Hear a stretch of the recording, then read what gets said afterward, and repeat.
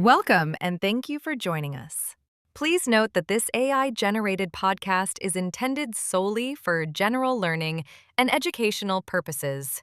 While we strive to ensure accuracy, the AI may occasionally produce errors or incomplete information. We strongly encourage you to consult qualified professionals and conduct your own due diligence before making any legal, financial, or business decisions based on the content presented here. Also, if you find this content valuable, we kindly request you to like the video, subscribe to the channel, and activate the notification bell to receive updates on future episodes.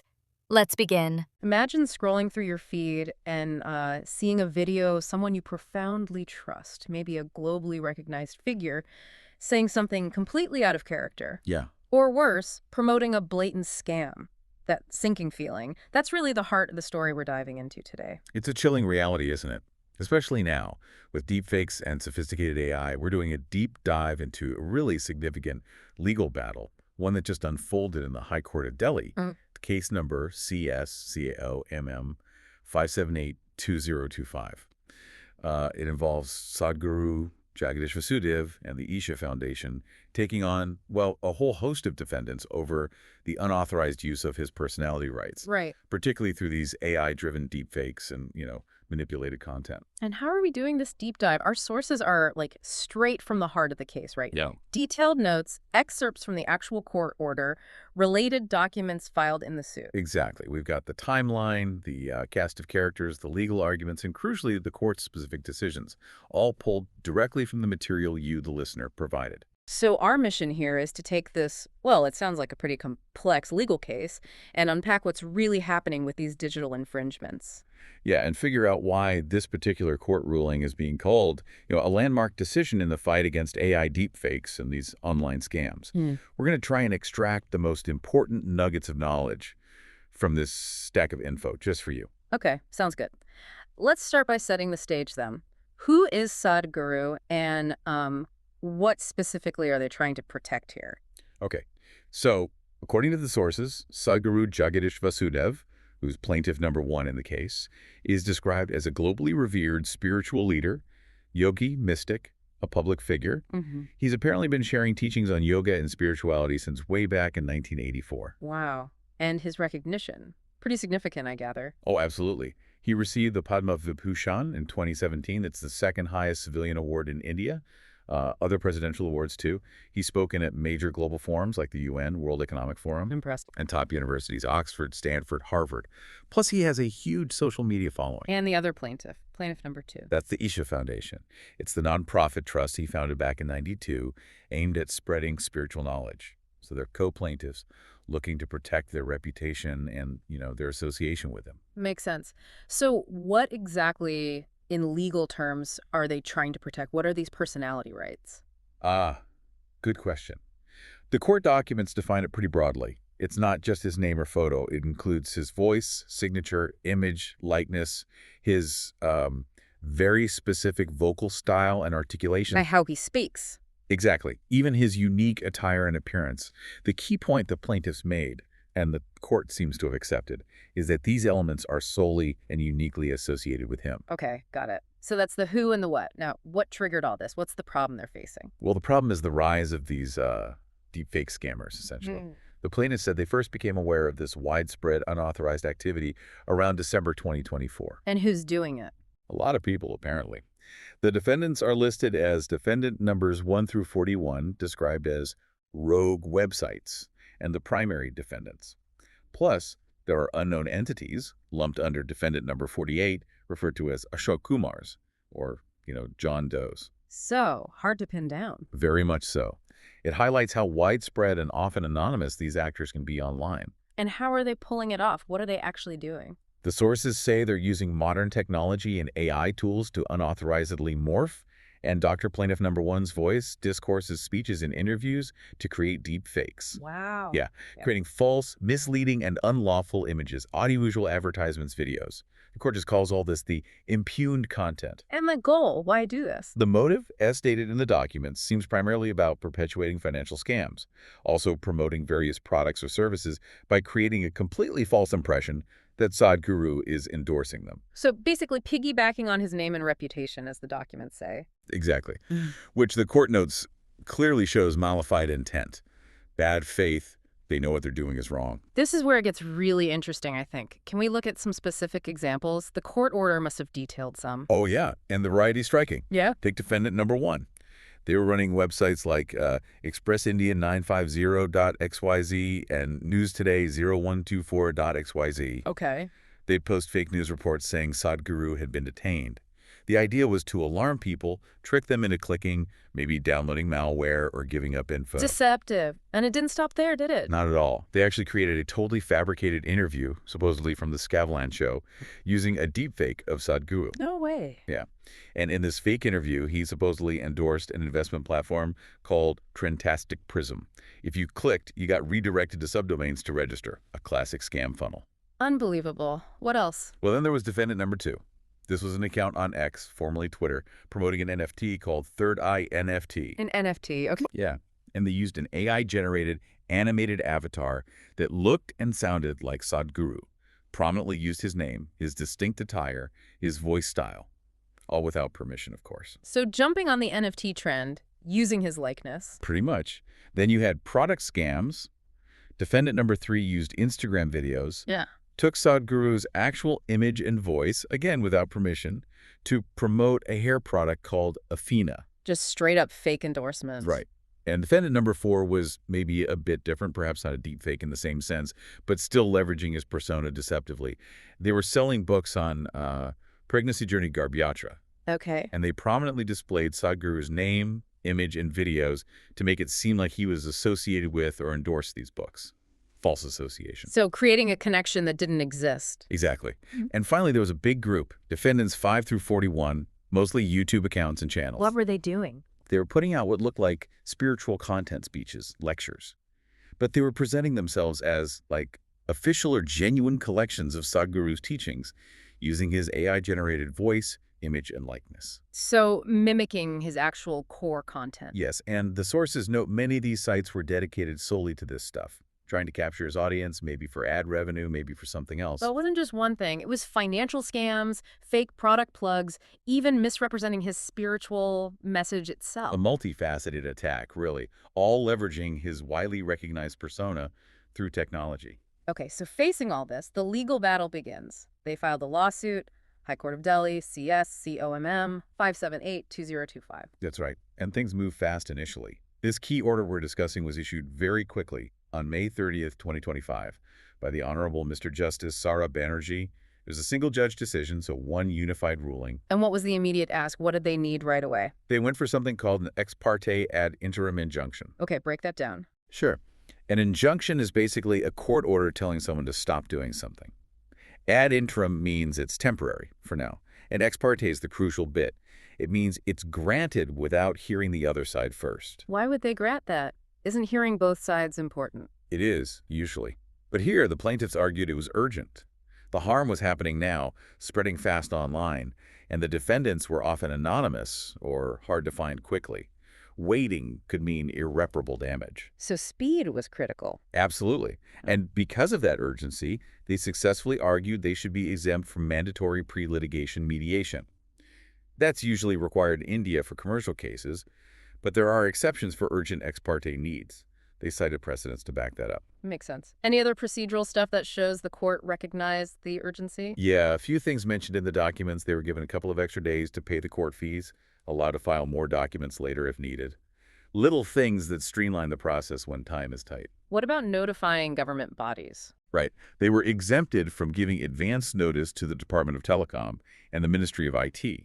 The court reasoned that these bodies weren't being accused of wrongdoing.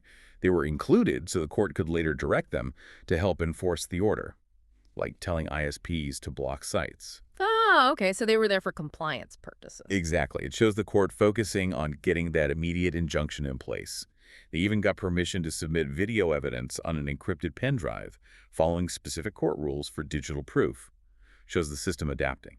So the court clearly saw the need to act fast. Definitely seemed that way. Okay, let's get into the court's reasoning then. Why did the judge agree to grant this urgent ex parte injunction? Well, the court found what's called a strong prima facie case. Meaning? On the face of it. Based on the initial evidence, the judge was convinced that, yes, Sadhguru has this global reputation and unique persona, and yes, the defendants were pretty clearly infringing his rights using AI and deepfakes, and doing it intentionally for commercial gain or deception, that malefied intent again. Okay, so step one, the plaintiffs likely have a good case. What else? Then the court looked at the balance of convenience.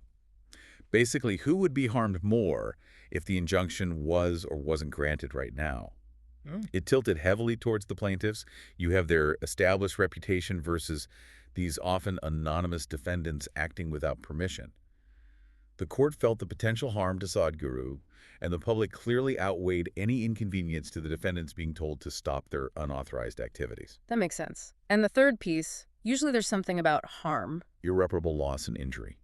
Harm that can't just be fixed later with money. The court used really strong language here, said the infringement could spread like a pandemic with wide, uncontrollable repercussions on social media. A pandemic, wow. Yeah. And that it would be extremely implausible for the plaintiffs to track down every single unknown defendant popping up. The damage would be done. And it wasn't just about financial loss, right? No, the court explicitly stated that.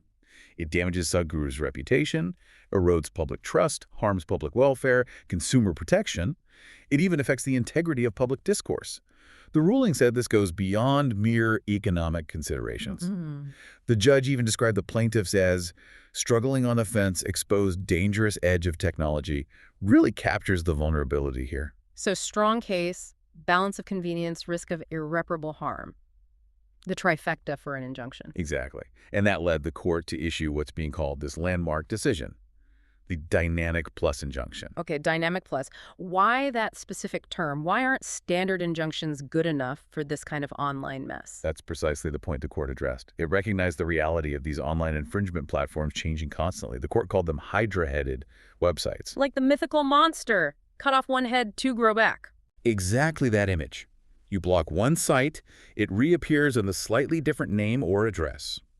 The operators hide their identities, making them virtually impossible to locate and contact.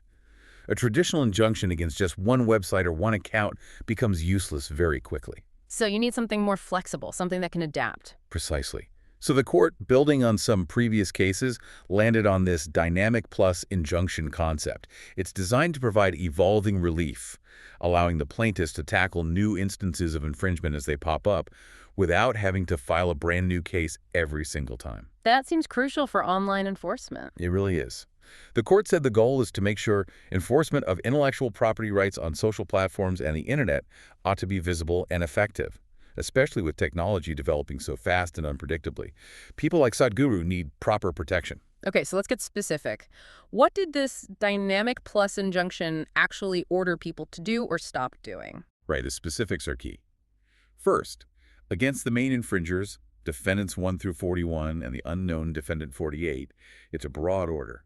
They're injuncted, meaning prohibited, from using Sadhguru's personality rights, name, image, voice, persona, all of it, for any commercial or personal gain without written permission. Any gain. And did it specifically mention AI? It did. Explicitly includes use, including through the use of any technology such as artificial intelligence. And it covers any medium, format, or platform. Very comprehensive, trying to close loopholes. But ordering the infringers is one thing, making it happen is another, especially if they're anonymous. What about the platforms? Ah, yes. That's the really critical part for tackling the hydra-headed problem.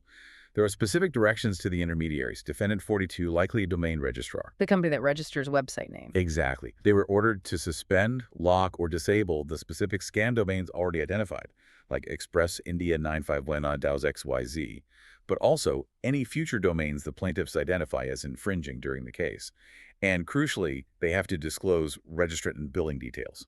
Trying to unmask the operators. Precisely. Then defendant 43, likely ex-Twitter, ordered to take down the specific NFT post and any future infringing posts or accounts identified by the plaintiffs. And they also have to disclose basic subscriber information. Same pattern for other platforms. Yep. Defendant 44, probably Instagram or Meta, ordered to suspend or block the account promoting the Athena hair product and any future identified accounts.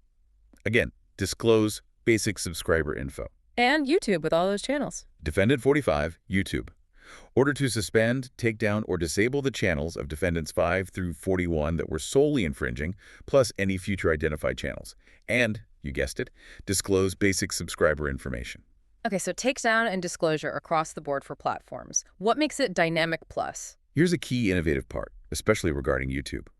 The plaintiffs were given the liberty, during the ongoing lawsuit, to approach YouTube directly to get new false, fabricated, or deepfake content blocked or taken down within a very tight time frame. 36 hours. 36 hours, that's Yeah. fast. Extremely fast in legal terms. The idea is to combat the speed of online spread.